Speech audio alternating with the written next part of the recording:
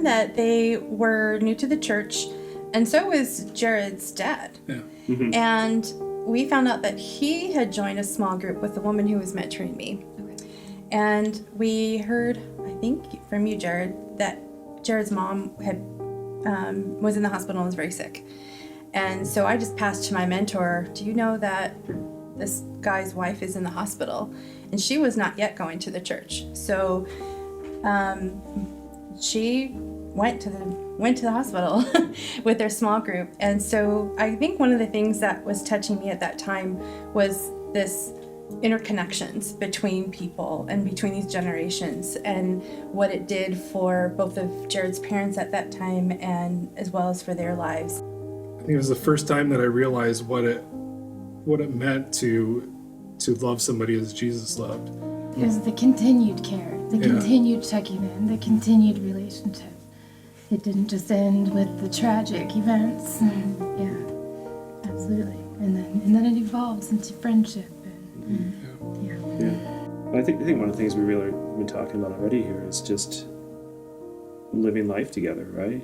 Just being able to spend that time together. I mean, we were really, I think we were disciplined in terms of making sure we got together with a small group. Just trying to spend time together outside of it. I mean, and frankly, we really liked each other. Yeah. And we still do really like each other, you know? I care a lot about them.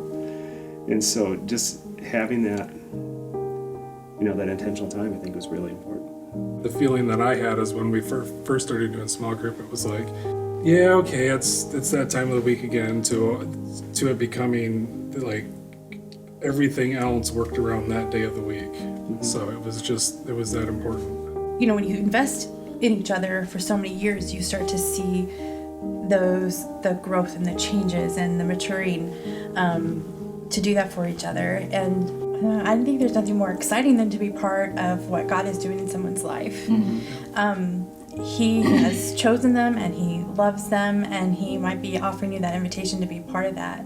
Just see the value in each individual human being, and knowing that they, that they're a creation of God, and that they matter to God just as much as anybody else does. To see the fruit of that time spent with each other in community like that, and seeing it extend, because though you said I don't have time to lead these Bible studies, I do see you reaching out to other moms and being there for them and caring for their kids.